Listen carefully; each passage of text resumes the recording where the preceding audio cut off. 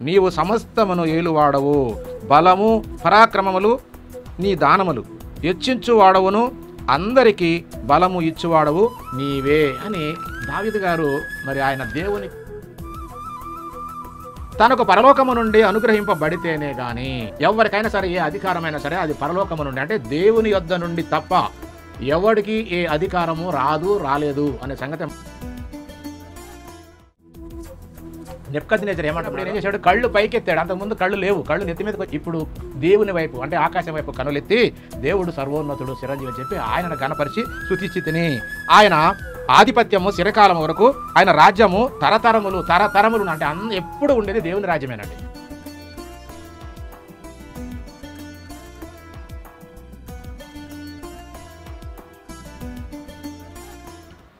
సకల ఆశీర్వాదములకు కారణభూతుడైనటువంటి దేవునికి, మన ప్రభు అయినటువంటి యేసుక్రీస్తు యొక్క తండ్రి అయిన దేవునికి వేలాది స్తుతులు స్తోత్రములు. అలాగే ఆన్లైన్ ద్వారా వాక్యాన్ని వింటున్నటువంటి దేవుని పిల్లలందరికీ ప్రభు అయినటువంటి యేసుక్రీస్తు నామములోనే నా శుభములు, వందనాలు. ఈ దినము లేఖనాల నుంచి ఒక అంశాన్ని మనము ధ్యానిద్దాము. ఎందుకంటే మరి అన్నిటికీ కారణము దేవుడు అయితే మరి మన వాళ్ళు మరి దేవుని స్థానాన్ని దేవునికి ఇవ్వకుండా దేవునిని మరి మరుగుపరిచి మరి దేవుడు ఉండే స్థానంలో మనుషులకి ఇచ్చి మరి మన వాళ్ళు బోధ చేస్తున్నారు. కాబట్టి దేవుడు మరి కాలములు సమయాలని మరి రాజ్య అధికారము, బలము, శక్తి, మహిమ మొత్తం కూడా దేవునికి చెందును అనే మాటలు బైబిల్లో ఉంటాయి. కానీ ఈ విషయాలు మనకు అర్థం కాకుండా మరి దేవునికి ఇచ్చేటువంటి స్థానం దేవునికి ఇవ్వకుండా మన వాళ్ళు బోధిస్తున్నారు. లేఖనాల్లో ఆ విషయాలన్నిటి కూడా నిజంగా దేవుని యొక్క శక్తి, ఆయన బలము, ఆయన రాజ్యము, ఆయన గురించినటువంటి పరిపూర్ణ జ్ఞానాన్ని మనము మరి ఈ భూమి మీద ఆయన జరిగించే కార్యాలు ఆయన ఇష్టప్రకారంగా జరిగిస్తున్నాడా, లేకపోతే మనుషుల యొక్క ఇష్టప్రకారంగా జరుగుతుందా, పరలోకంలో కానీ భూమి మీద కానీ, అవన్నిటిని కూడా మన లేఖనాల నుంచి కొన్ని వచనాలు మనం ధ్యానిద్దాము. మొదటిగా దేవుడు మరి ఈ భూమి మీద మనిషిని పుట్టించిన తర్వాత మరి మనుషులందరూ కూడా ఆయన్ని మరి తెలుసుకోవాలని తను వెతుకు నిమిత్తము నిర్ణయ కాలాలను ఆయనే మరి నిర్ణయించినట్టు మరి ఆ పొలిమేరలను కూడా ఆయన ఏర్పాటు చేశాడు అనమాట. ఆయనే ఏర్పాటు చేశాడు. ఎందుకంటే మనిషి జీవితము 60, 70 లేదంటే అధిక బలం ఉంటే 80, ఈ ఆయుష్ కాలంలో ఆయన్ని వెతకాలని, ఆయన్ని తెలుసుకోవాలని మరి ఆయనే మనిషికి ఒక జీవితాన్ని, కాలాన్ని ఏర్పాటు చేసినట్టుగా మనకు ఆ లేఖనాలు చూపిస్తున్నాయి. కాబట్టి ఈ దినము మరి ఆ విషయాలన్నిటిని కూడా మనము ధ్యానిద్దాము. అపోస్తుల కార్యాలు 1వ అధ్యాయము 6-7 వచనాలు. కాబట్టి వారు కూడి వచ్చినప్పుడు, ప్రభువా, ఈ కాలమున ఇశ్రాయేలుకు రాజ్యమును మరలా ఇచ్చేదవా అని ఆయనను అడగగా, ఆయన కాలములు సమయములను దేవుడు తన స్వాధీనములో అంటే తన యొక్క స్వాధీనమందు ఉంచుకొని ఉన్నాడు, వాటిని తెలుసుకునటం మీ పని కాదు అని చెప్పి ఇక్కడ మరి యేసుక్రీస్తు వారు ఆయన చెప్పిన మాటను బట్టి మనకు అర్థమవుతుంది. కాలము దేవుని చేతిలోనే ఉన్నది అన్న సంగతి మనకు అర్థం కావాలి. అలాగే దానియేలు గ్రంథము 2వ అధ్యాయము 21లో కూడా ఒక మాట ఉంది. ఆయన కాలములను సమయములను మార్చువాడై ఉండి రాజులను త్రోసివేసు నియమించుచు ఉండువాడను, వివేకులకు వివేకమును, జ్ఞానులకు జ్ఞానమును అనుగ్రహించువాడునై ఉన్నాడు. మరుగు మాటలను మర్మములను బయలుపరచును, అంధకార సంగతులను ఆయనకు తెలియను అని ఇక్కడ దానియేలు గారు మరి దేవుని గురించి తెలియజేసినటువంటి మాట. అలాగనే యేసుక్రీస్తు వారు ఈ లోకంలో ఆయన సువార్త చేసేటప్పుడు మరి అనేక విషయాలు చెబుతూ మరలా తిరిగి నేను వస్తాను అని చెప్పి మరి ఆ రాకడ గురించి ఆయన చెప్పినటువంటి సందర్భం కూడా ఉంది. కాబట్టి ఆ రాకడ సమయం కూడా అది దేవుని ఇష్టప్రకారమే తప్ప ఆయనకు కూడా ఏమీ తెలియదు అన్నట్టుగా ఇక్కడ లేఖనాలు ఉన్నాయి. ఆ మాట చూద్దాము. మత్తయి గారు రాసినటువంటి సువార్త 24వ అధ్యాయం 36వ వచనం. అయితే ఆ దినమును గూర్చియు ఆ గడియను గూర్చియు తండ్రి మాత్రమే ఎరుగును, కానీ ఏ మనుష్యుడును పరలోకమందలి దూతలైనను కుమారుడైనను ఎరుగరు. అంటే దేవుడు మరి క్రీస్తు వారిని ఆయన సంకల్పం ప్రకారంగా పరలోకంలోనే ఆయన్ని కలుగు చేసి పరిపూర్ణమైనప్పుడు ఈ భూమి మీదకు పంపి శిలువయాగం చేయించి తిరిగి లేపి మరలా పరలోకం తీసుకెళ్ళిన తర్వాత మరలా రెండవ రాకడలో కూడా అది దేవుని యొక్క ఇష్టము చిత్తమే తప్ప ఎప్పుడు రావాలో అనేది కూడా క్రీస్తుకు తెలియనట్టుగా ఇక్కడ లేఖనం ఉంది. ఎందుకంటే పరలోకములైన దూతలైనా కానీ మరి కుమారులైనా కానీ ఎవరు కూడా కుమారుడైనను ఎరగరు. అంటే మనుషులు కానీ దూతలు కానీ చివరికి యేసుక్రీస్తు వారు కూడా ఎరగడు. ఆయన వచ్చేది ఆయనకే తెలియదు. అది దేవుని చిత్తం అన్న సంగతి ఈ లేఖనాన్ని బట్టి మనకు అర్థమవుతుంది. కాబట్టి మరి యేసుక్రీస్తు వారు మరి ఈ లోకంలో ఉన్నప్పుడు ఆ తండ్రి చిత్తాన్ని మొత్తం మనకు తెలియజేసి మరి ఆయన గురించి సాక్షిగా ఈ లోకమందు జీవించినట్టుగా మనకు అర్థమవుతుంది. కాబట్టి ఆయనకంటూ ప్రత్యేకమైనటువంటి అధికారం కానీ సమయాలు కానీ శక్తి బల ఇవన్నీ కూడా తన తండ్రి వలనే నాకు వచ్చినవని చెప్పి ఆయన చెప్పడం మనం చూస్తాం. కాబట్టి దేవునికే మహిమ రావాలని ఆయన జీవితం మొత్తం ఆయన బోధలో మనకు కనపడుతుంది. కాబట్టి అలాంటి మాట ఒకటి చూద్దాము. ప్రకటన గ్రంథము 19వ అధ్యాయము 1వ వచనం. అటు తర్వాత బహుజనుల శబ్దము వంటి గొప్ప స్వరము పరలోకము నుండి ఇలాగ చెప్పగా వింటిని, ప్రభువును స్తుతించుడి, రక్షణ మహిమ ప్రభావములు మన దేవునికే చెల్లును. రక్షణ మహిమ ప్రభావము దేవునికే చెల్లాలి, ప్రభువునే స్తుతించాలి అనేది మరి ప్రకటన గ్రంథంలో యోహాను గారు తన దూత ప్రత్యక్ష ద్వారా చెప్పినటువంటి మాటలు. అలాగనే దినవృత్తాంతాల గ్రంథంలో మరి దావీదు గారు ఒక చక్కని మాట తెలియజేశాడు. ఆ మాట కూడా చూద్దాము. దినవృత్తాంతాల్లో మొదటి గ్రంథము 29వ అధ్యాయము 11వ వచనం చదువుతున్నా. యెహోవా భూమి ఆకాశముల యందుండు సమస్తము నీ వశము, మహత్యమును పరాక్రమమును ప్రభావమును తేజస్సును ఘనతయు నీకే చెందుతున్నవి. యెహోవా రాజ్యము నీది, నీవు అందరి మీదను నిన్ను అధిపతిగా హెచ్చించుకొని ఉన్నావు. ఐశ్వర్యమును గొప్పతనమును నీ వలన కలుగును, నీవు సమస్తమును ఏలువాడవు. బలము పరాక్రమములు నీ దానములు, హెచ్చించువాడవును అందరికీ బలము ఇచ్చువాడవు నీవే అని దావీదు గారు మరి ఆయన దేవునికి హృదయానుసారుడు కాబట్టి ఆయన మరి ఆ దేవుని మాటలు సంపూర్ణంగా గ్రహించి పరిశుద్ధాత్మ పూర్ణుడే చెప్పిన మాటలు ఇవి. కాబట్టి మరి దావీదు గారు ఆయన సన్నిధిలో మరి మానవుల జీవితము ఎంత అల్పమో, మానవుల యొక్క ఈ భూలోక జీవితము ప్రయాణము ఎలాంటిదో అనేది ఆయన మాటల్లో విందాము. దావీదు, మేము నీ సన్నిధిని అతిథులమును పరదేశులమునై ఉన్నాము. మా భూనివాస కాలము నీడ అంత అస్థిరము, స్థిరముగా ఉన్నవాడు ఒక్కడునూ లేడు. స్థిరముగా ఉన్నవాడు ఒక్కడునూ లేడు. కాబట్టి మనుషులందరి జీవితకాలము అస్థిరమైనది, అంటే స్థిరమైనది కాదు, ఎల్లప్పుడూ ఉండే కొద్ది కాలం మాత్రమే మనం ఇక్కడ ఉంటాం. కాబట్టి ఇక రాజ్యము సర్వాధికారము ఈ మన మనుషులకు ఎక్కడది? ఎవరైనా కొద్ది కాలం మాత్రమే ఈ భూమి మీద జీవిస్తారు. ఏదో కొద్ది కాలం తర్వాత మరి ఈ లోకాన్ని వదిలి మరలా ఎక్కడి నుండి వచ్చామో అక్కడికి వెళ్ళవలసినటువంటి వారమై మనం ఉన్నాం. కాబట్టి ఈ భూమి మీద మనిషి మరి శాశ్వతంగా, అంటే ఎల్లప్పుడూ నిరంతరము అధికారి అనేవాళ్ళు మనుషులలో ఎవ్వరూ ఉండరు. నిరంతరం అధికారం అనేది ఒక్క దేవునికే, శాశ్వతమైన అధికారము దేవునికే, శాశ్వతంగా దేవునికే స్తుతిపాత్రుడు, దేవుడికి చెందుతాయి తప్ప భూమి మీద పుట్టినటువంటి ఏ మనిషికి కూడా మరి శాశ్వతంగా భూమి మీద ఉండలేరు. కాబట్టి దేవుడే నిరంతరము అధికారి, శాశ్వతుడు అన్న సంగతి మనకు అర్థమవుతుంది. యేసుక్రీస్తు వారికి ఏమైనా అధికారం ఉందా ఈ లోకంలో మరి అని గనక మనం ఆలోచించినట్లయితే, ఒక సందర్భంలో ఆయన సువార్త చేసే సమయంలో ఒక మనుషుడు ఆయన దగ్గరకు వచ్చి అంటున్నాడు క్రీస్తు వారితో, బోధకుడా, నా పిత్రార్జితములో నా సహోదరునికి మరి వాటా పంచి పెట్టమని చెప్పి ఆయన అడుగుతాడు. అంటే పిత్రార్జితం అంటే ఆయన తండ్రి ఆస్తిలో తన సహోదరునితో పాటు మరి భాగం పంచమని చెప్పి నా సహోదరునికి చెప్పమని చెప్పినప్పుడు యేసుక్రీస్తు వారు అంటున్న మాట లోకాసు వార్త 12వ అధ్యాయము 14.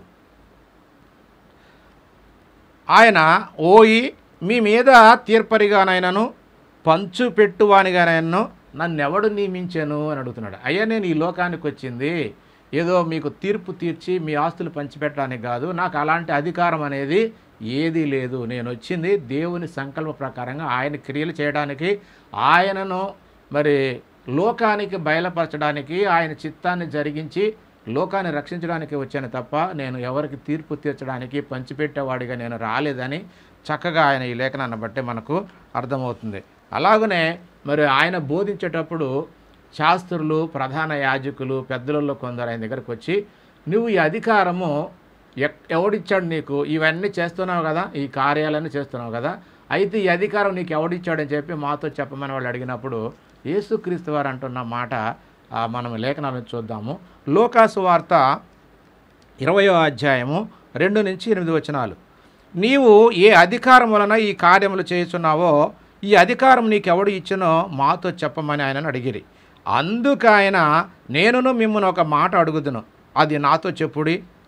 యోహాను ఇచ్చిన బాప్తిసము పరలోకము నుండి కలిగినదా, మనుషుల నుండి కలిగినదా అని వారిని అడగగా వారు, మనము పరలోకము నుండి కలిగినదని చెప్పిన ఎడల అలాగైతే మీరెందుకు అతనిని నమ్మలేదని ఆయన మనలను అడుగును. మనుషుల వలన కలిగినదని చెప్పిన ఎడల ప్రజలందరూ మనలను రాళ్లతో కొట్టుదురు. ఏలయనగా యోహాను ప్రవక్త అని అందరూ రూఢిగా నమ్ముచున్నారని తమలో తాము ఆలోచించుకొని అది ఎక్కడ నుండి కలిగినదో మాకు తెలియదని ఆయనకు ఉత్తరం ఇచ్చిరి. అందుకు యేసు, ఏ అధికారం వలన ఈ కార్యములను చేయుచున్నానో నేను మీతో చెప్పనని వారికి ఉత్తరం ఇచ్చాను. ఎందుకంటే మరి వీళ్ళకి తెలుసు యోహాను ప్రవక్త అని, మరి ఆయనకు అధికారం పరలోకం నుండే వచ్చి ఉంటుందని చెప్పి ఆయన వాళ్ళకి తెలుసు. ఎందుకంటే శాస్త్రులు, మరి యాజకులు, ధర్మశాస్త్రోపదేశకులు వాళ్ళు లేఖనాలన్నీ వాళ్ళ దగ్గర ఉంటాయి కాబట్టి మరి ఆయన కానీ వీళ్ళు ఒకవేళ ఆయన గురించి మనము పరలోకం నుండి అన్నాడు అనుకో, మరి మీరు ఎందుకు నమ్మలేదు అంటాడు, లేకపోతే నేను కూడా పరలోకం నుంచి నాకు అధికారం వచ్చింది అంటాడేమని చెప్పి వీళ్ళు ముందుగానే ఆలోచించుకొని అది చెప్పకుండా మాకు తెలియదనే మాట అన్నారు. కాబట్టి ఇక్కడ క్రీస్తు వారు మరి ప్రశ్నకు ప్రశ్నే సమాధానంగా ఆయన చెప్పడం మనం చూస్తాం. నిజానికి ఈ బాప్తిస్మ ఇచ్చే యోహాను గారికి అధికారము ఎక్కడి నుంచి వచ్చింది అనేది మనం లేఖనాలను బట్టి మనం చూద్దాము. ఎందుకంటే యేసుక్రీస్తు వారి గురించి ఆయనకు ముందుగా మరి ఆయన మార్గాన్ని సరళం చేయటకు దేవుడు ప్రత్యేకంగా ఏర్పాటు చేసుకున్నది ఈ బాప్తిస్మ ఇచ్చే యోహాను గారు. కాబట్టి ఆయన గురించి లేఖనాల్లో ఏం చెప్పబడిందంటే ఒక మాట చూద్దాము. యోహాను గారు రాసినటువంటి సువార్త 1వ అధ్యాయం 6-7 వచనాలు. దేవుని యొద్ద నుండి పంపబడిన ఒక మనుష్యుడు ఉండెను, అతని పేరు యోహాను. అతని మూలముగా అందరూ విశ్వసించినట్లు అతడు ఆ వెలుగును గూర్చి సాక్ష్యం ఇచ్చుటకు సాక్షిగా వచ్చెను. ఇక్కడ మనకు చక్కగా అర్థం కావాల్సిందంటే దేవుని యొద్ద నుండి బయలుదేరి వచ్చిన ఒక మనుష్యుడు కలడు, అతనే యోహాను. ఆ యోహాను మాటలను బట్టి, ఆయన సాక్ష్యాన్ని బట్టి అందరూ విశ్వసించాలని దేవుడు ఆయనను ముందుగా క్రీస్తు గురించి సాక్ష్యం ఇచ్చుటకు, అంటే క్రీస్తు వారు అంటాడు నేను లోకమునకు ఎలుగు అని. కాబట్టి ఆ ఎలుగును గురించి సాక్ష్యం ఇచ్చుటకు దేవుడే ముందుగా ఆ క్రీస్తుకు ముందుగా పంపబడిన వాడన్న సంగతి మనకు ఈ లేఖనాలను బట్టి అర్థమవుతుంది. అయితే మరి యోహాను గారు సాక్ష్యము వాళ్ళు నమ్మలేదు. కాబట్టి ఆ యోహాను గారు క్రీస్తుని గురించి ఏ సాక్ష్యం ఇచ్చాడో, ఏం చెప్పాడో ఆ మాటలు చూద్దాము. యోహాను గారు రాసినటువంటి సువార్త 1వ అధ్యాయం 30వ వచనం. నా వెనుక ఒక మనుషుడు వచ్చుచున్నాడు. మనుషుడు అంటున్నాడు కానీ దేవుడు అంటలేదండి. నా వెనుక ఒక మనుషుడు వచ్చుచున్నాడు, ఆయన నాకంటే ప్రముఖుడు కనుక నాకంటే మొదటివాడు ఆయనని నేను ఎవరిని గురించి చెప్పితేనో ఆయనే ఈయన. ఏం చెప్తున్నాడు ఆయన? దేవుని కుమారుడని చెప్పాడు. ఆయన తెలుసుకొని ఆయన దేవుని కుమారుడని చెప్పాడు. కాబట్టి నేను ఆయన చెప్పులు వారు ఇప్పుటకు కూడా నేను యోగ్యుడిని కాను. చెప్పుల వారంటే చెప్పులు కుట్టే దారం, ఆ దారాన్ని కూడా ఇప్పేటువంటి యోగ్యత నాకు లేదు అని చెప్పి వారితో చెప్పడం మనం చూస్తాం. ఆ తర్వాత మరి 3వ అధ్యాయము 25-27 వచనాల్లో మరి యూదునికి మరి యోహాను యొక్క శిష్యులకు శుద్ధీకరణ ఆచారంలో ఒక వివాదం వచ్చినప్పుడు మరి వాళ్ళు వచ్చి యోహానుతో చెప్తున్నటువంటి మాటలను బట్టి ఒక సందర్భాన్ని చూద్దాము. 25-27 వచనాలు. శుద్ధీకరణ ఆచారమును గూర్చి యోహాను శిష్యులకు ఒక యూదునితో వివాదం పుట్టాను కనుక వారు యోహాను వద్దకు వచ్చి, బోధకుడా, ఎవడో యోర్దానుకు అవతల నీతో కూడా ఉండెనో, నువ్వు ఎవని గురించి సాక్ష్యం ఇచ్చితివో, ఇదిగో ఆయన బాప్తిసం ఇచ్చుచున్నాడు, అందరూ ఆయన యొద్దకు వచ్చుచున్నారని అతనితో చెప్పిరి. అయితే నిజానికి ఇక్కడ యేసుక్రీస్తు వారు బాప్తిసం ఇవ్వలేదు, కానీ ఆయన శిష్యులు బాప్తిసం ఇస్తున్నారు. అయితే ఇక్కడ ఆయన దగ్గరకు అందరు వస్తున్నారు. నువ్వు ఎవరి గురించి చెప్పావు? క్రీస్తు గురించే కదా చెప్పింది, కాబట్టి ఆయన దగ్గరకు అందరు వస్తున్నారు, ఆయన వెంటనే వెళ్తున్నారని చెప్పి మరి బాప్తిసం ఇచ్చే యోహానుకు ఆయన శిష్యులు చెప్పినప్పుడు యోహాను గారు అంటున్న మాట, అందుకు యోహాను ఇట్లా, నేను తనకు పరలోకము నుండి అనుగ్రహింపబడితేనే కానీ, తనకు పరలోకము నుండి అనుగ్రహింపబడితేనే కానీ ఎవడును ఏమీయు చేయనేరడు. ఎవడును ఏమీ చేయాలంటే ఎవరికైనా సరే, ఏ అధికారమైనా సరే అది పరలోకము నుండి, అంటే దేవుని యొద్ద నుండి తప్ప ఎవడికి ఏ అధికారము రాదు, రాలేదు అనే సంగతి మనకు ఖచ్చితంగా అది అర్థమవుతుంది. ఎందుకంటే ఎవడైనా సరే ఏదైనా అధికారం పొందుకోవాలంటే అది పరలోకము నుండి, దేవుని యొద్ద నుండే వస్తుంది, పరలోకం నుండే పొందుకోవాలని అని మరి ఇక్కడ ఈ లేఖనాన్ని బట్టి మనకు అర్థమవుతుంది. కాబట్టి మరి నేను క్రీస్తును కాను అంటున్నాడు ఆయన. నేను క్రీస్తును కానని చెప్పి మీతో చెప్పిన మాటలు నాకు సాక్ష్యముగా మీరున్నారు అన్న సంగతిని ఇక్కడ ఆయన మాట చెప్తున్నాడు. ఎందుకంటే ఇలా నేను క్రీస్తును కాను, ఆయనకు ముందుగా పంపబడిన వాడనే అని నేను మీతో చెప్పినట్టు నాకు సాక్షులు అనే మాట కూడా అన్నాడు. అంటే నేను క్రీస్తును కానీ క్రీస్తు కంటే ముందుగా పంపబడిన వాడను, దేవుని చేత పంపబడ్డవాడని చెప్పి ఆయన ఇక్కడ ఈ లేఖనాన్ని బట్టి మనకు అర్థమవుతుంది. అలాగే 1:31 చూద్దాం. నేను ఆయనను ఎరగనైతిని కానీ ఆయన ఇశ్రాయేలుకు ప్రత్యక్షమగుటకు నేను నీళ్ళల్లో బాప్తిసం ఇచ్చుచు వచ్చి తినని చెప్పాను. ఎందుకు? ఇశ్రాయేలులందరూ కూడా ఈయన ఎవరో, యేసుక్రీస్తు వారు ఎవరో తెలియడం కొరకు ఈయనకు ప్రత్యేకంగా దేవుడు అనుగ్రహించినటువంటి ఒక సూచన ఏంటంటే బాప్తిసం ఇవ్వడం అనేది అది ఒక అధికారమే, అది దేవుడిచ్చినటువంటిది. ఆ బాప్తిసం ఇచ్చినప్పుడు ఎవరి మీదకైతే ఆ ఆత్మ పావురం వలె దిగి వచ్చి నిలుచుట, ఆయన మీద నిలుచుట నువ్వు చూతవో ఆయనే పరిశుద్ధాత్మలోను బాప్తిసం ఇచ్చేవాడు, అలాగనే ఆయనే దేవుని కుమారుడు అని చెప్పి నువ్వు తెలుసుకోమని చెప్పి ఆయనకు ఒక సూచనగా దేవుడిచ్చినటువంటి అధికారం. ఇంకా 33వ కూడా చదువుతున్నా. నేను ఆయనను ఎరగనైతిని కానీ నీళ్ళల్లో బాప్తిసం ఇచ్చుటకు నన్ను పంపినవాడు నీవు ఎవరి మీద ఆత్మ దిగి వచ్చి నిలుచుడు చూతవో ఆయనే పరిశుద్ధాత్మతో బాప్తిసం ఇచ్చేవాడని చెప్పి తిని. ఇప్పుడు ఈ మాటను బట్టి బాప్తిసం ఇచ్చే అధికారము ఈయనకు మరి ఎక్కడి నుండి వచ్చిందంటే పరలోకము నుండే దేవుని వలనే వచ్చిందనే సంగతి మనకు అర్థం కావాలి. మరి యేసుక్రీస్తు వారు మరి ఎందుకు యోహాను యొక్క బాప్తిసం గురించి అడిగాడంటే ఖచ్చితంగా యేసుక్రీస్తు గురించి సంపూర్ణంగా మొట్టమొదట సాక్ష్యం ఇచ్చినవాడు ఈ బాప్తిసం ఇచ్చే యోహాను. ఆయనను దేవుడు ప్రత్యేకంగా మరి లేఖనాల్లో ముందుగా ఆయన గురించి ప్రవచించి ఆ లేఖనాల ప్రకారంగా యెషయా గ్రంథం 40:3 ఉంటుంది, యెహోవాకు మార్గము సిద్ధపరచుడి అని. కాబట్టి ఆ మార్గాన్ని, ఆ క్రీస్తు మార్గాన్ని సరళం చేయడానికి ఈయన పంపబడ్డాడు. కాబట్టి ఇంకా యేసుక్రీస్తు వారు కూడా ఆ మాటనే చెబుతూ ఆయన అంటాడు, ఎందుకు యోహాను కంటే ఈ భూమి మీద స్త్రీలు కన్న వాళ్ళు గొప్పవాళ్ళు ఎవరూ లేరని చెబుతూ ఆయన ఎవరో అంటే మరి అరణ్యంలో ఒక మనిషి యొక్క శబ్దం అని చెప్పి ఆయన కూడా సాక్ష్యం ఇవ్వటం మనం చూస్తాం. కాబట్టి వీళ్ళు మరి ఎందుకు చెప్పలేకపోయారయ్యా అంటే ఒకవేళ పరలోకము నుండి మరి అది కలిగిందంటే దేవుని వల్ల కలిగింది కాబట్టి మరి మీరు ఆయన ఎందుకు నమ్మలేదు, దేవుని వల్ల కలిగిందని చెప్పి వీళ్ళు చెప్తే ఆయన్ని మీరు ఎందుకు నమ్మలేదు అంటాడు. కాబట్టి ఆయనను నమ్మితే మీరు నన్ను కూడా నమ్ముతారు అన్నటువంటి అర్థంలో అయినా మరి ఆయనకు పరలోకం నుండి కలిగింది కాబట్టి నాకు కూడా పరలోకం నుండే దేవుడు అనుగ్రహించాడని చెప్పే మాట కోసం ఆయన ముందుగా చెప్పినా వీళ్ళు ఆ మాటను మరి ఒప్పుకోక చెప్పక తప్పుకున్నారు. కాబట్టి ఈ విషయం తెలిసినటువంటి వారు మరి ఖచ్చితంగా వాళ్ళు ఒప్పుకోలేదంటే ఆ రోజున క్రీస్తుని కానీ యోహాను గారిని కానీ వాళ్ళ మాటలను ఒప్పుకోలేదనే సంగతి మనకు అర్థమవుతుంది. కాబట్టి లేఖనంలో చూద్దాం, నిజంగా వాళ్ళు యోహాను యొక్క మాట విని మరి బాప్తీసం పొందుకున్నారా లేదా అంటే ఆ విషయాన్ని లేఖనాల్లో చూద్దాం. లోక సువార్త 7వ అధ్యాయం 29-30 వచనాలు. ప్రజలందరూ సుంకరులను యోహాను బోధ విని అతడిచ్చిన బాప్తీసం పొందిన వారై దేవుడు న్యాయవంతుడని ఒప్పుకొనిరి. కానీ పరిసయ్యులను ధర్మశాస్త్రోపదేశకులను అతని చేత బాప్తీసం పొందక తమ విషయములలో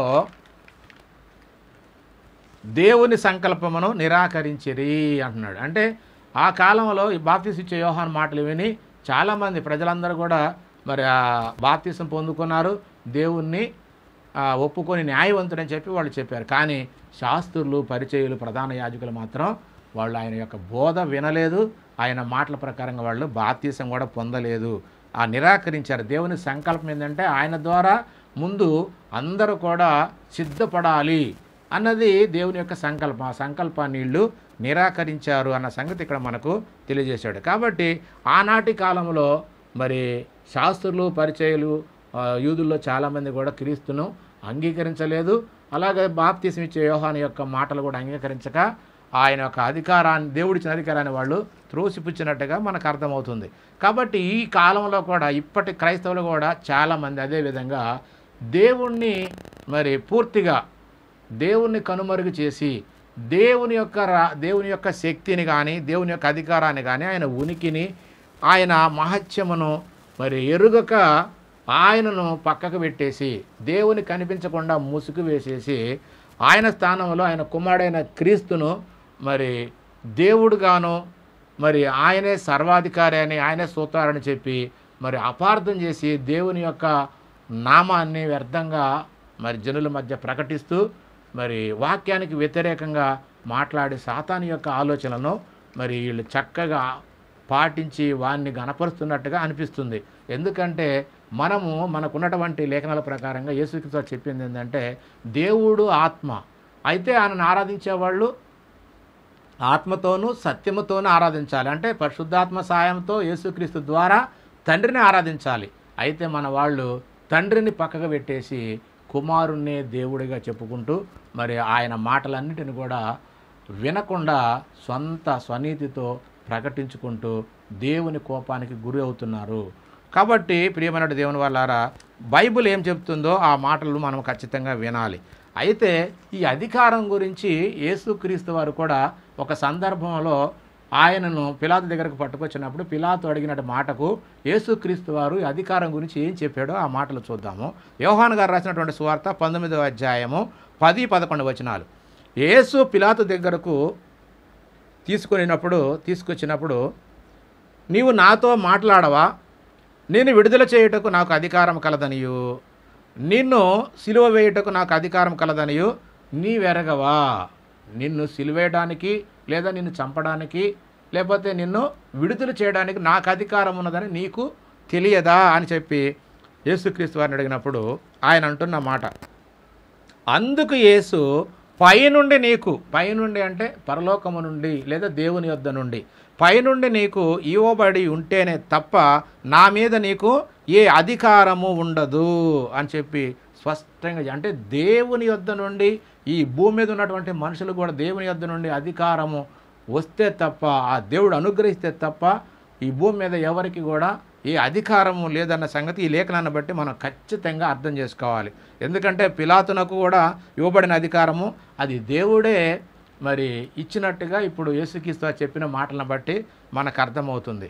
అలాగనే మరి ఈ లోకంలో మనుషులకి ఏమైనా అధికారం ఉన్నదా అని కనుక మనం లేఖనాలను బట్టి చూస్తే పౌలు గారు కూడా చక్కగా మనకు ఒక విషయాన్ని తెలియజేశాడు. ఆ మాట చూద్దాము. రోమాపత్రిక 13వ అధ్యాయం 1-2 వచనాలు. ప్రతి వాడును పై అధికారులకు లోబడి ఉండవలెను, ఏలయనగా దేవుని వలన కలిగినది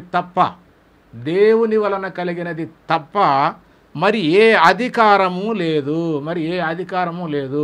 ఉన్న అధికారం అంతయు దేవుని వలననే నియమింపబడింది. ఉన్న అధికారం అంతా కూడా దేవుని వలనే నియమింపబడి ఉన్నవి. కాబట్టి అధికారమును ఎదిరించువాడు దేవుని నియమమును ఎదిరించుచున్నాడు. ఎదిరించువాడు తన మీదికి తానే శిక్ష తెచ్చుకుంటున్నాడు అన్న సంగతి ఇక్కడ పౌలు గారు తెలియజేశాడు. కాబట్టి ఈ భూమి మీద ఉన్నటువంటి అధికారం అంతా కూడా దేవుని వలనే కలిగింది. ఎందుకంటే మనకు తెలుసు, ఒకప్పుడు ఆ ఇశ్రాయేలులు మరి మాకు లోక ప్రకారంగా రాజు కావాలంటే ఆయనే మరి సౌలు గారిని నియమించినట్టుగా, తర్వాత దావీదు గారిని, ఈ విధంగా రాజుల కాలంలో అనేక రుజువులు ఆయన చూపించాడు. ఆ మాటలు కూడా చూద్దాం. కాబట్టి ఈ భూమి మీద ఏదైనా అధికారం ఉన్నది అంటే అది ఖచ్చితంగా దేవుని వలనే వచ్చిందన్న సంగతి మనకు తెలుసు. ఒక సమయంలో మరి ఇశ్రాయేలీలు దేవుని యొక్క మాటను, అంటే ఆయన విధులను కట్టడలను విస్మరించి అన్య దేవతలను ఆరాధిస్తున్నప్పుడు వారికి బుద్ధి కలగటానికి ఆయన మరి యూదులను ఇశ్రాయేలుని అన్య రాజులకు అప్పగించి వాళ్ళ ద్వారా బుద్ధి చెప్పించడానికి వాళ్ళ అధికారం కిందికి వీళ్ళని మరి దాసులుగా తీసుకొని పోయేటట్టుగా దేవుడే చేశాడు. కాబట్టి ఆ సందర్భంలో మరి ఆ అన్య రాజు అయినటువంటి నెబుకద్నెజరు రాజుకి అధికారాన్ని ఇచ్చినప్పుడు ఎలా ఆ అధికారము దేవుడు ఆ నెబుకద్నెజరుకు అనుగ్రహించాడో ఆ మాటలు చూద్దాము. ఇర్మియా గ్రంథము 27వ అధ్యాయము 5-6 వచనాలు. ఇశ్రాయేలు దేవుడు చెలవిచ్చినదేమనగా, అధిక బలము చేతను సాచిన బాహువు చేతను భూమి మీదనున్న నరులను జంతువులను నేనే సృజించి ఎవరికిచ్చుట న్యాయమని నాకు తోసునో వారికే ఇచ్చి ఉన్నాను. ఇప్పుడైతే దేశములన్నిటినీ నా దాసుడగు బబులోను రాజైన నెబుకద్నెజరు వశము చేయుచున్నాను. అతని సేవించుటకై భూజంతువులను కూడా అతని వశము చేయుచున్నాను అన్నాడు. అంటే దేవుడు ఇంత స్పష్టంగా ఏమంటున్నాడంటే, నరులను మరి జంతువులను వీటన్నిటిని కూడా, పక్షులను అన్నిటిని కూడా సృజించి వాటి మీద అధికారాన్ని మరి దేవుడే ఇస్తున్నట్టుగా మనకు ఈ లేఖనాన్ని బట్టి చూస్తుంటే అర్థమవుతుంది. ఇంకా ఏమంటున్నాడంటే 12వ వచనం కూడా, యోధా రాజైన సిద్కియాతో ఇట్లాంటిని, బబులోను రాజు యొక్క కాడిని నీ మెడ మీద పెట్టుకొని అతనికి అతని జనులకు దాసులైన ఎడల మీరు బ్రతుకుదురు. ఈ విధముగా దేవుడు సమస్తమును ఆయన ఇష్ట ప్రకారంగానే మరి సమస్త అధికారము నెబుకద్నెజరుకి ఇచ్చి, ఈ యూదులను మీరు నెబుకద్నెజరు కింద ఉంటేనే మీరు చక్కగా బతుకుతారు, లేకపోతే మిమ్మల్ని మరి మీరు నశించిపోతారన్న సంగతిని ఇక్కడ ఆయన చెప్పినట్టుగా మనకు అర్థమవుతుంది. కాబట్టి దేవుడు ఎవరికి అధికారం ఇవ్వాలనుకుంటే వాళ్ళకే ఇస్తాడన్న సంగతి ఇక్కడ మనకి ఈ లేఖనాన్ని బట్టి అర్థం కావాలి. అలాగనే దానియేలు గ్రంథంలో కూడా మరి నెబుకద్నెజరుకి ఇంతటి అధికారాన్ని దేవుడే ఇస్తే ఆయన అనుకుంటాడు కదా, ఇదంతా కూడా నా యొక్క తెలివి, నా యొక్క శక్తి, నా ఘనత, నేనే మరి వీటన్నిటిని సాధించి గొప్ప నగరాన్ని, ఈ గొప్ప సామ్రాజ్యాన్ని నేనే కదా, మరి నా బలాధికారమే కదా అని చెప్పి ఆయన ఎర్రవీగుతున్న సమయంలో దేవుడు మరలా ఆయనకు ఒక దర్శనం చూపించి, ఇలా ఆయన ఈ మాట పలకంగానే ఆయన యొక్క రాజ్యం ఆయన దగ్గర నుంచి తీసివేయటం కూడా ఆయనే ఇచ్చాడు. ఆ దేవుడే మరలా ఆ రాజ్యాన్ని కూడా తీసేసినట్టుగా మనకు లేఖనాలన్నీ చూస్తుంటే అర్థమవుతుంది. ఆ మాట చూద్దాము. దానియేలు గ్రంథము 4వ అధ్యాయము 29-30 వచనాలు. నెబుకద్నెజరు తన రాజధాని యొగు బబులోనులో నగరనందు సంచరించుచుండగా రాజు బబులోనును ఈ మహా విశాల పట్టణము నా బలాధికారము అంటున్నాడు. నా బలాధికారమును నా ప్రభావ ఘనతను కనపరచుటకై నా రాజధాని నగరముగా నేను కట్టినది కాదా అని చెప్పి ఇదంతా నా యొక్క తెలివి, నా శక్తి, నా యుక్తి అన్నట్టుగా నాదే అని చెప్పుకుంటూ గర్వించి దేవుణ్ణి మర్చిపోయాడు. ఇదంతా ఈ అవకాశం ఇచ్చింది, ఈయన వశం చేసింది సమస్త మనుషులను, భూలోకంలో ఉన్నటువంటి జంతు అన్నిటిని కూడా మరి దేవుడే నెబుకద్నెజరుకి ఇచ్చి ఆయన్ని వృద్ధి పొందిస్తే దేవుణ్ణి మర్చిపోయి ఇదంతా నా యొక్క శక్తి, ఇది నా బలాధికారం, నేనే కదా ఈ రాజ్యాన్ని కట్టిందని చెప్పి ఎర్రవీగుతున్నాడు. ఎందుకంటే ఆ రోజుల్లో మరి ప్రపంచంలో 7 వింతల్లో ఒక వింత ఏంటంటే వేలాడే ఉద్యానవనం. అంటే భూమి మీద ఉద్యానవనాలు ఉంటాయి, కానీ ఈయన ఆకాశంలోకి అంటే పైన ఏలబడేటువంటివి ఏలాడే ఉద్యానవనం అంటే హ్యాంగింగ్ యార్డ్స్ అని చెప్పి ఈయన కట్టించాడు అనమాట. కాబట్టి అంత చక్కగా కట్టించినటువంటి ఆ రాజధానిని నేనే కదా, ఇదంతా నా తెలివి, నా శక్తి అని చెప్పి ఆయన అనుకుంటున్నప్పుడు దేవుడు వెంటనే ఆ మాట విన్న వెంటనే నీ రాజ్యం నీ దగ్గర నుంచి కొట్టివేయబడుతుంది. 7 కాలములు నువ్వు పశువు వలె గడ్డి మేస్తావు అని చెప్పి ఆయనకి చెప్పడం జరుగుతుంది. మహా పెద్ద చెట్టు ఒకటి మరి భూతలమంతా ఆక్రమించినట్టుగాను, అలాగనే మరి ఆ చెట్టు నీడన మరి పక్షులు, జంతువులు, సకల జీవరాశులకు ఆహారం ఉన్నట్టుగాను, సకల మనుషులు అందరూ కూడా ఆ చెట్టు నీడ యొక్క నీడయందు మరి వారికి అన్ని వసతులు ఉన్నట్టుగాను ఎంతో గొప్పగా ఆ చెట్టు భూతలమంతా ఆక్రమించింది. ఆ చెట్టు నీడనున్న ఎవరికి కూడా ఏ లోటు లేకుండా సమస్తము జరుగుతున్నది. కాబట్టి మరి ఉన్నట్టుగా ఉండి అది ఆ నెబుకద్నెజరు కలలో కనిపించి ఈ చెట్టును నరికివేయి అని చెప్పి ఒక మాట ఆయన దర్శనంలో వింటాడు. కాబట్టి అది విని భయపడి దీని సంగతి, ఈ స్వప్న సంగతి ఏందని దానియేలు గారిని పిలిపించి అడిగినప్పుడు ఆయన చెప్తున్నటువంటి మాట మనము లేఖనాల నుంచి చూద్దాము. దానియేలు గ్రంథము 4వ అధ్యాయం 24 నుంచి 26 వచనాలు ఏమనంటే, సర్వోన్నతుడగు దేవుడు రాజుగు నా ఏలిన వాని గురించి చేసిన తీర్మానమే ఇది అని చెప్పి ఆ కలభావం చెబుతున్నాడు. తమ యొద్ద నుండకుండా మనుషులు నిన్ను తరుముదురు, నీవు అడవి జంతువుల మధ్య నివాసము చేసు పశువుల వలె గడ్డి తినెదవు, ఆకాశ మంచు నీ మీద పడి నిన్ను తడుపును.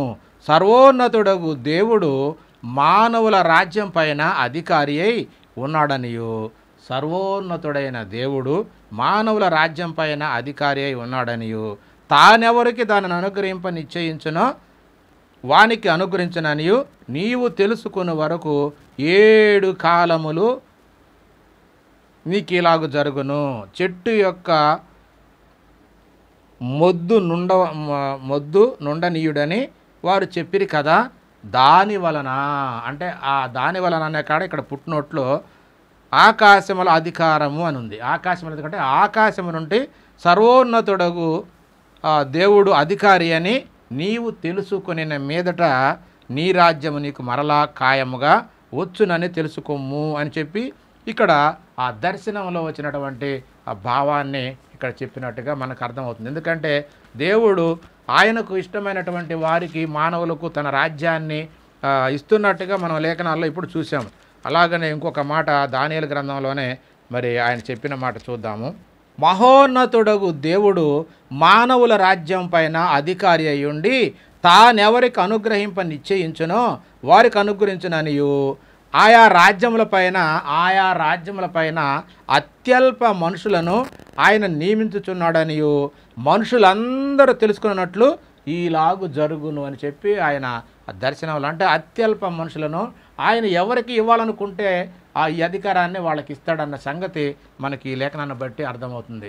కాబట్టి ప్రియమైన దేవుని వాళ్ళారా, మనకు అర్థం కావాల్సింది ఏంటంటే ఈ భూమి మీద మనుషులు అనే వాళ్లకు ఎవరికి కూడా సర్వాధికారము లేదండి. సర్వాధికారి దేవుడే, శాశ్వతుడు దేవుడే, నిరంతరము రాజుగాను నిరంతరము యజమానిగాను మరి తండ్రిగా ఉన్నది దేవుడే తప్ప మనుషులలో ఎవరికి కూడా ఈ అధికారం లేదు. అయితే మన క్రైస్తవులకు ఈ విషయాలు తెలియకుండా మరి ఏదన్నా జరిగితే దేవుణ్ణి అడగాల్సింది పోగొట్టి ఈ లోకంలో ఉన్న మనుషుల మీద ఆధారపడే పరిస్థితి మన వాళ్ళకి అర్థం కాకనే ఆ విధంగా ఆలోచిస్తుంది. ఎందుకంటే మన ఈ మధ్య ఒక సహోదరుడికి మరి అన్యాయం జరిగింది, ఆయన చంపాడని చెప్పి మరి ధర్నాలు మరి రాస్తారోకోలు చేశాడే తప్ప దేవుణ్ణి గణపరిచినట్టుగా, మనకు దేవుణ్ణి అడిగినట్టుగా, దేవుని మీద ఆధారపడ్డట్టుగా మన వాళ్లకు ఏమాత్రం కూడా తెలివి లేనట్టుగా ప్రవర్తించారు.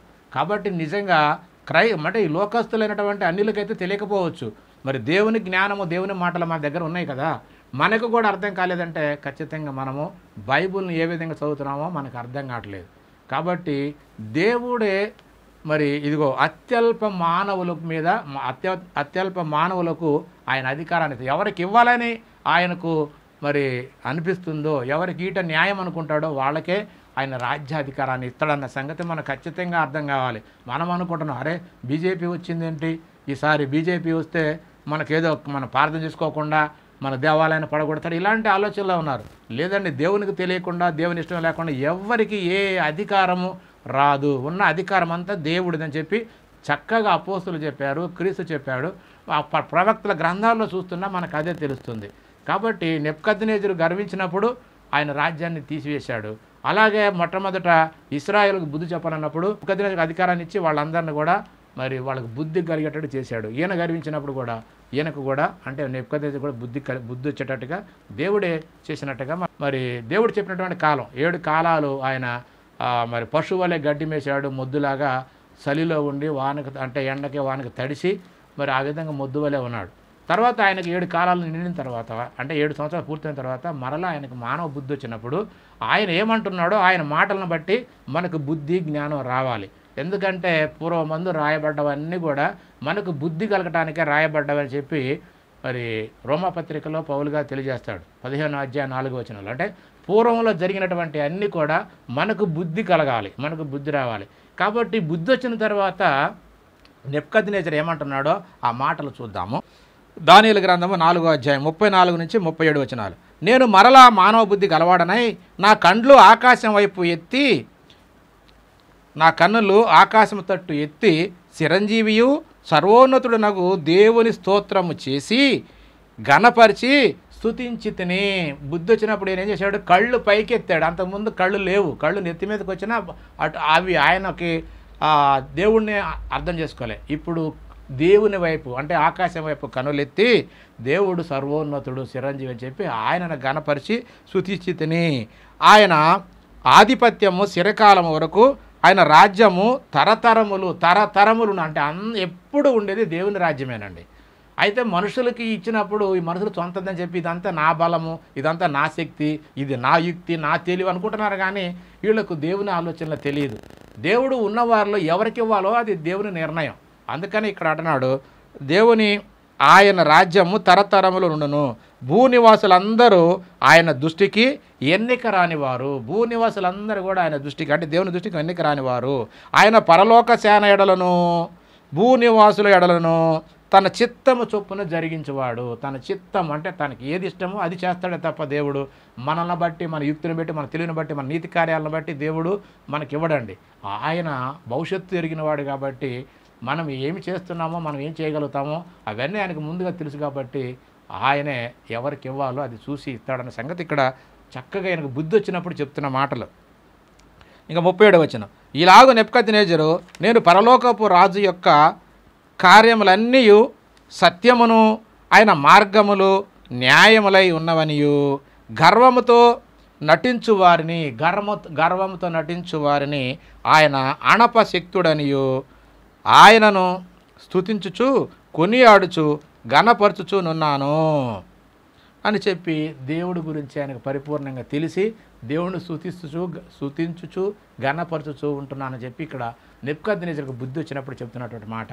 కాబట్టి ఇంత చక్కగా మరి ఈ భూమి మీద మానవుల అధికారం మొత్తం కూడా పరలోకంలో కానీ భూమి మీద కానీ ఎక్కడైనా అధికారం అంటూ ఉందంటే అది దేవునిదే. దేవుని అధికారం తప్ప దేవునికి తెలియకుండా, దేవుని అనుగ్రహం లేకుండా ఎవ్వరు ఏమీ పొందుకోలేరు అన్న సంగతి యోహాను గారు కూడా చెప్పాడు. అలాగే యేసుక్రీస్తు వారు కూడా పరలోకము నుండి నీకు ఇవ్వబడి ఉంటే తప్ప నీకు ఏ అధికారము లేదని స్పష్టంగా చెప్పాడు. యేసుక్రీస్తు మాట నమ్మలేమా? యోహాను గారి మాట నమ్మలేమా? ఇదిగో నెబుకద్నెజరు బుద్ధి వచ్చిన తర్వాత చెప్తున్నటువంటి మాట. కాబట్టి యేసుక్రీస్తు వారు కూడా చక్కని మాట చెప్పాడండి. లాస్ట్లో ఒక మాట చూసుకొని ముగించుకుందాము. యోహాను గారు రాసినటువంటి సువార్త 5వ అధ్యాయము 24వ వచనం. నా మాట విని నన్ను పంపిన వాని యందు విశ్వాసముంచువాడు, నా మాట విని నన్ను పంపిన వాని యందు విశ్వాసముంచువాడు నిత్య జీవము కలవాడు. వాడు తీర్పులోనికి రాక మరణములో నుండి జీవములోనికి దాటి ఉన్నాడు. కాబట్టి ప్రియమైన దేవుని వాళ్ళారా, మనము దేవుణ్ణి వదిలేసి దేవునికి ఒక ముసుగు కప్పి ఎలక్షన్లప్పుడు కూడా పార్టీ నాయకులకు ఎన్టీ రామారావు బొమ్మకు వైఎస్ రాజశేఖర బొమ్మకు ముసుగేస్తారు, అంటే వాళ్ళు కనపడకుండా. ఆ విధంగా దేవుణ్ణి కనపడకుండా దేవుని యొక్క సంకల్పాన్ని నెరవేర్చడానికి వచ్చినటువంటి క్రీస్తును పట్టుకొని మనము క్రీస్తే దేవుడని, క్రీస్తే సర్వాధికారని, క్రీస్తే మరి సూత్రారుడు అని చెప్పి ఈ విధంగా క్రీస్తు ఎప్పుడూ చెప్పలేదండి. ఇవి ఇక్కడ చెప్పిన మాట స్పష్టంగా ఉంది. నా మాట విని నన్ను పంపినవాడు, ఆయన పంపింది ఎవరండి? పరలోకంలో ఉన్నాడు ఆయన. తండ్రి, నీకు తండ్రి, నాకు తండ్రి, అందరికీ తండ్రి, సకల శరీరాత్మలకు దేవుడు. ఆయన గురించి చెప్తున్నాడు, నా మాట విని నా తండ్రి యందు నమ్మకం ఉంచువాడు నిత్య జీవము కలవాడు. మనకు దేవుని యందు నమ్మకం ఉంచాలి. మరి క్రీస్తునందు ఉంచొద్దా అంటే క్రీస్తు చెప్పిన మాటలనే దేవునియే. కాబట్టి ఆ మాటల్లో ఉన్న సారాంశాన్ని, సత్యాన్ని గ్రహించి దేవుణ్ణి మాత్రమే మనం నమ్మాలి అన్న సంగతి ఇక్కడ క్రీస్తు వారు చెబుతారు. ఎందుకంటే అలా నమ్మితే మనము ఖచ్చితంగా నిత్య జీవంలోకి ప్రవేశిస్తామన్న సంగతిని ఇక్కడ చక్కగా తెలియజేశాడు. కాబట్టి ప్రియమైన దేవుని వాళ్ళారా, ఈ భూమి మీద ఉన్నటువంటి అధికారము సమస్తము దేవునిదే. యేసుక్రీస్తు వారి గురించి రోమా 9:5లో ఆడ పొరపాటుబడింది. అక్కడ ఆయన అంటే దేవుడే సర్వాధికారి, ఆయన నిరంతరము స్తోత్రార్హుడు దేవుడు. యేసుక్రీస్తు వారి నిరంతర స్తోత్రార్హుడు కాదండి, దేవుడే నిరంతర స్తోత్రార్హుడు. కాబట్టి ఆయన ఆ దేవునిదే సర్వాధికారము. అందుకనే అబ్రహాం గారితో కూడా అంటాడు ఆదికాండం 17వ అధ్యాయంలో, నేను సర్వశక్తి గల దేవుడును. కాబట్టి ఆ దేవుడే సర్వాధికారి, సర్వశక్తిమంతుడు, రాజ్యము, బలము మరి మొత్తం కూడా ఆయనయే ఉన్నాయన్న సంగతి మనకు అర్థం కావాలి. కాబట్టి ప్రియమైన దేవుని వాళ్ళారా, ఈ భూమి మీద ఉన్నట్టు ప్రతి ఒక్క వ్యక్తికి ఏ అధికారమైనా, ఏ ఘనత అయినా, ఏ ఉద్యోగమైనా ఏదైనా ఉన్నదంటే కేవలం దేవుడు మన యందుంచినటువంటి ప్రేమే అన్న సంగతి మనకు అర్థమైతే చాలా సంతోషం. అందరికీ వందనాలు. దేవునికి స్తోత్రం.